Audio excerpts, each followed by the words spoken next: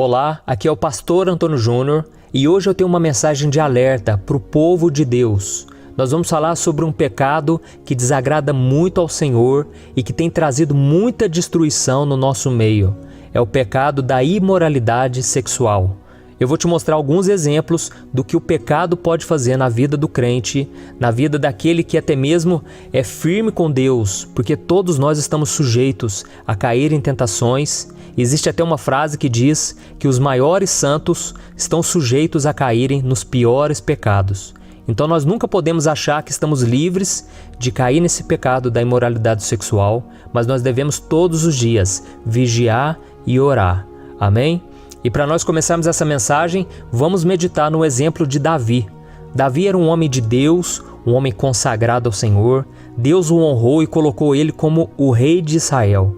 Um homem que tinha tudo a seu dispor, um homem que podia fazer o que quisesse, ele mandava e desmandava. Mas isso subiu ao coração dele e ele ele estava passeando pelo palácio, ele não quis estar na frente da batalha e é aí que eu já começo a ver o problema, é aí que o inimigo começa a trabalhar.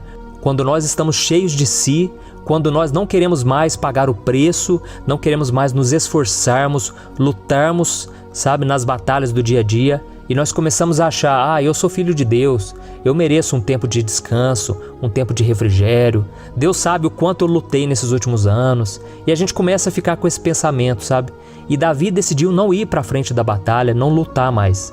E ele estava passeando numa bela tarde, e de repente ele viu pela janela uma mulher tomando banho.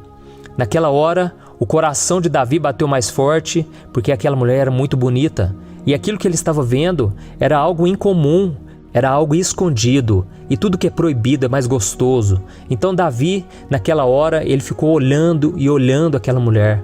E esse é o outro problema. Uma coisa é você olhar, você sentir atração. Todos nós somos movidos pela aparência. A Bíblia diz isso. O homem vê a aparência, mas o Senhor vê o coração. Então é algo que está dentro de nós. Não é pecado você achar uma pessoa bonita, mas é pecado quando você olha 2, 3, 4 vezes e você começa a cobiçar aquela pessoa. E foi exatamente isso que aconteceu com Davi. Ele viu aquela mulher, achou muito bonita e depois ele mandou trazer essa mulher até a presença dele e ele descobriu que aquela mulher era casada. E então Davi estava tão cego pelo pecado que ele tomou uma decisão. Ele pediu para o marido daquela mulher estar na frente da batalha do exército de Israel, justamente para aquele homem morrer. Davi ficou tão cegado pelo pecado que ele queria se deitar com aquela mulher e ele queria tomar aquela mulher para ele, mas aquela mulher era casada. Olha o que acontece, o pecado ele traz cegueira espiritual. E nós vamos ver a consequência disso, porque depois que Davi mandou aquele homem estar na frente da batalha, aquele homem morreu e Davi se deitou com aquela mulher. E daquele relacionamento nasceu um filho. Só que Davi ele ficou quieto. Depois que ele pecou, depois que ele fez toda essa desgraça, Davi ficou na dele, não contou para ninguém. Mas Deus, o Deus criador do céu e da terra, tinha visto toda a sujeira que Davi fez. Então Deus enviou um profeta para acusar o pecado de Davi, porque a Bíblia diz que Deus, ele nos ama, ele se compadece, assim como um pai se compadece do seu filho. E Deus disciplina os filhos a quem ama. Então Deus levou o profeta Natã, para disciplinar Davi. E quando o profeta Natã chegou até Davi, ele veio contando uma história muito interessante e aquilo fez com que Davi entendesse a mensagem, mas ele não enxergou que aquela história tinha tudo a ver com a vida dele. Tudo que estava acontecendo naquela fase de Davi estava descrito nessa história. E eu vou ler para você. Está lá em 2 Samuel, capítulo 12, o versículo 1 ao 10. Olha o que está escrito.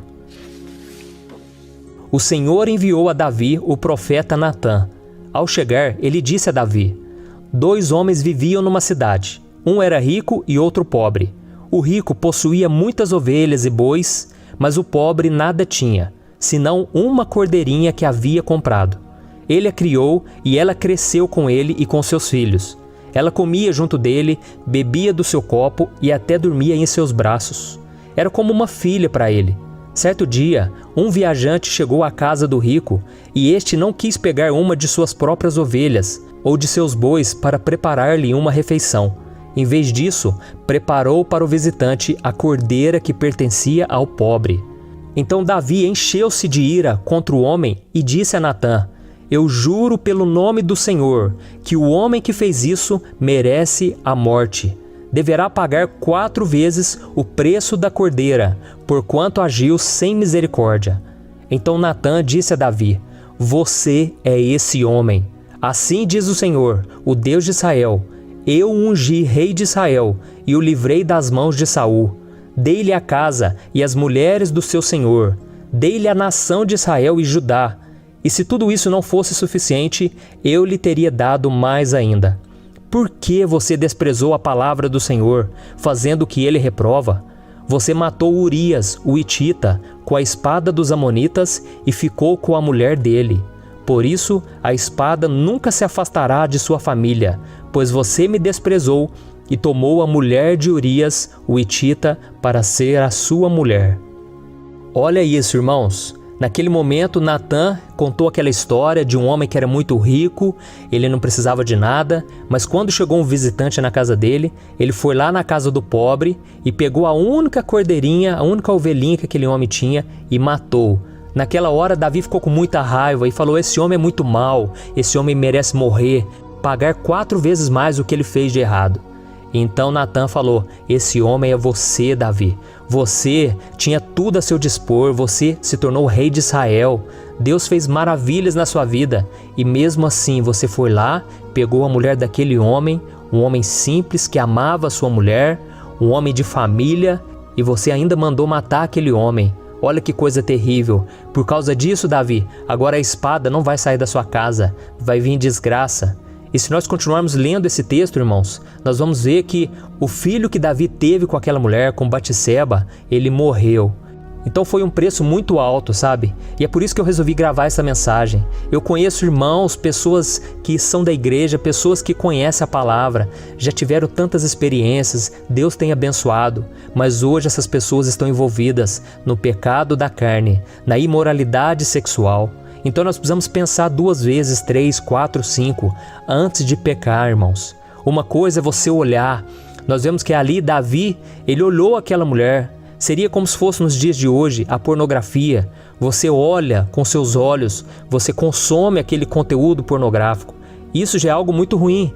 Isso já é algo que te prejudica espiritualmente, te afasta de Deus e você precisa se arrepender. Você precisa lutar com todas as tuas forças, fugir da aparência do mal. Mas outra coisa é quando você comete aquele pecado, você se deita com uma pessoa. Eu sei que pecado para Deus, pecadinho, pecadão, não existe diferença, mas existem sim as consequências que são mais graves ou consequências mais leves. Um pecado de imoralidade sexual, ele pode destruir uma família, destruir vidas, ele pode trazer tanta destruição e nós precisamos fugir desse pecado, amém? Então pense muito bem antes de fazer qualquer besteira. E nós vamos ver um exemplo aqui também, o exemplo de José. José, ele fugiu da aparência do mal, porque a Bíblia diz que José, ele estava no palácio de Potifar e um dia a esposa de Potifar deu em cima de José. A esposa de Potifar começou a cantar José, começou a falar palavras sedutoras para aquele jovem. Tudo porque o homem de Deus, a mulher de Deus, tem um brilho especial. Nós temos um brilho que este mundo não tem. E nós precisamos vigiar, porque o inimigo quer apagar esse nosso brilho. Ele quer tirar de nós a santidade, tá bom? E eu quero ler com você rapidinho. Está lá em Gênesis capítulo 39, o versículo 6 ao 10. Olha o que está escrito. José era atraente e de boa aparência. E depois de certo tempo, a mulher do seu senhor começou a cobiçá-lo e o convidou. Venha, deite-se comigo. Mas ele se recusou e lhe disse: meu senhor não se preocupa com coisa alguma de sua casa, e tudo o que tem deixou aos meus cuidados. Ninguém desta casa está acima de mim. Ele nada me negou, a não ser a senhora, porque é a mulher dele. Como poderia eu, então, cometer algo tão perverso e pecar contra Deus? Assim, embora ela insistisse com José dia após dia, ele se recusava a deitar-se com ela e evitava ficar perto dela. Olha que exemplo, irmãos. José, ele podia fazer isso porque ele estava longe da casa dos seus pais. José estava numa terra distante, ele estava no Egito, ninguém ia ficar sabendo. Sabe aquele momento que você pensa, se eu pecar aqui, o pastor da minha igreja não vai ficar sabendo, os meus irmãos da fé, Então isso se torna um facilitador, porque nós temos o medo, de sermos vistos pelas pessoas, nós temos medo de ser envergonhados diante das pessoas.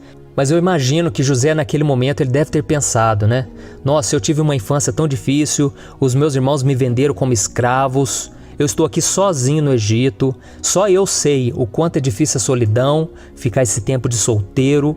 E outra coisa, eu tô novo ainda, com muita saúde, eu tô na flor da idade, eu tô com os hormônios à flor da pele. Então eu imagino que José pensou tudo isso naquele momento, mas ao mesmo tempo ele pensou, como eu posso fazer isso? Como eu posso desagradar a Deus dessa maneira? Porque se eu fizer isso, pode ser que os planos do Senhor para minha vida, eles vão se atrasar. Pode ser que eu venha impedir o agir de Deus na minha vida, então eu não posso fazer isso de modo algum. Eu vou correr risco de vida. E é interessante, irmãos, a gente observar que José, ele entendeu que todo pecado é pecado contra Deus. Ele disse, como eu poderia fazer algo que desagrade tanto ao Senhor? Então esse deve ser o nosso maior impedimento para não pecarmos. Não somente o fato de que as outras pessoas podem ficar sabendo um dia do que a gente fez, não. O que é pior, nós vamos desagradar a Deus. Então, meu irmão, você que está sendo tentado, saiba que a melhor forma de vencer o pecado é amar a Deus. Se você ama a Deus, você vai querer fazer as coisas que o glorifiquem. Essa é a melhor maneira de você vencer, mesmo quando não tem ninguém por perto, mesmo quando está ali na sua frente, o diabo já apresentou de bandeja para você todos os prazeres deste mundo. Mesmo assim você deve pensar dessa maneira, amém? Eu gosto muito de uma frase que o Agostinho disse, ele falou assim, ame a Deus e faça tudo o que você quiser. Vou repetir, ame a Deus e faça tudo o que você quiser. Sabe o que ele quis dizer? É que se você realmente amar a Deus como deveria, com todo o seu coração, toda a sua alma e todo o seu entendimento, você só vai desejar fazer aquilo que agrada a Deus. Foi isso que Jesus disse em João capítulo 14. Ele disse assim, se vocês me amam, obedecerão aos meus mandamentos. Então é simples assim, se nós amamos a Deus, nós vamos querer andar na presença dEle, nós vamos querer fazer o que agrada ao Senhor. Amém? E só para a gente finalizar, não quero tomar o seu tempo, eu quero ler o que o apóstolo Paulo disse em 1 Coríntios, capítulo 6, o versículo 18 ao 20. Olha o que está escrito. Fujam da imoralidade sexual. Todos os outros pecados que alguém comete, fora do corpo os comete, mas quem peca sexualmente, peca contra o seu próprio corpo. Acaso não sabem que o corpo de vocês é santuário do Espírito Santo que habita em vocês? Que lhes foi dado por Deus e que vocês não são de si mesmos? Vocês foram comprados por alto preço, portanto glorifiquem a Deus com o corpo de vocês. Amém? Eu me lembro que essa passagem me ajudou bastante, principalmente quando eu era solteiro, eu estava esperando no Senhor, eu já conhecia a palavra e eu sabia que se eu me deitasse com alguém fora do casamento, aquilo poderia destruir minha vida espiritual. Então eu me reservei, eu vivi em santidade, não foi fácil, irmãos. Muitas vezes eu cobicei, muitas vezes eu caí no pecado da masturbação, foi muito difícil, mas eu lutei e graças a Deus o Senhor colocou uma pessoa especial na minha vida. Eu me casei com a Thaís com 28 anos, virgem, porque antes de eu me converter, eu não tinha tido relações sexuais, eu me converti com 18 anos e hoje eu vejo a importância de eu ter me separado, a Thaís também se separou, nós dois nos casamos virgem. Foi algo que é impensável nos dias de hoje, porque o mundo está tão deturpado, a inversão de valores é tão grande, que hoje se você disser que está esperando no Senhor, pela pessoa certa, para ter relação sexual somente depois do casamento, as pessoas te zombam, as pessoas te criticam, as pessoas não concordam de maneira alguma, mas vale a pena, irmão, servir ao Senhor, vale a pena ser fiel a Deus, porque Deus está vendo. Você pode achar que tudo está sendo em vão, e esperar em Deus não está resolvendo nada, mas saiba que o Deus Criador do céu e da terra, na hora certa Ele vai agir em seu favor. Na hora certa Ele vai atender aos desejos do seu coração, porque você está se deleitando no Senhor. E esta é a promessa de Deus, que se você quiser e você obedecer ao Senhor, você vai comer do melhor dessa terra. Deus vai te abençoar sobremaneira. Amém? E agora, meu irmão e minha irmã, eu quero fazer uma oração por você. você que tem tido a relação sexual fora do casamento, você que não tem aguentado esperar no Senhor. Eu quero orar por você, talvez que já tenha caído nesse pecado e agora se sente tão culpado, se sente sujo, se sente indigno de receber as promessas de Deus. Eu quero te dizer uma coisa, as promessas de Deus, elas são infalíveis. Deus é fiel, mesmo quando nós somos infiéis. Foi isso que o apóstolo Paulo diz. Então, meu querido, receba a graça de Deus na sua vida. Você não merece nada, eu não mereço nada, eu não sou melhor do que você em nada.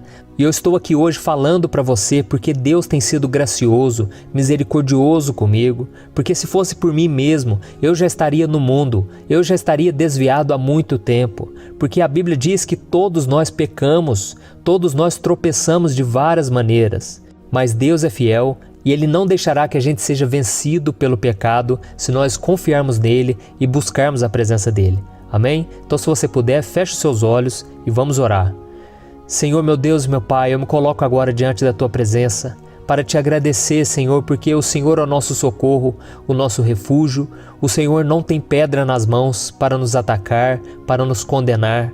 Oh Deus, muito obrigado porque o Senhor quer nos salvar, o Senhor quer nos restaurar, o Senhor quer nos fortalecer para que a gente não caia em tentação. Então, Senhor, eu intercedo agora pela vida de cada um daqueles que estão me ouvindo. Senhor, tenha misericórdia, meu Pai, de homens e mulheres de Deus que talvez estejam na prostituição ou talvez na pornografia.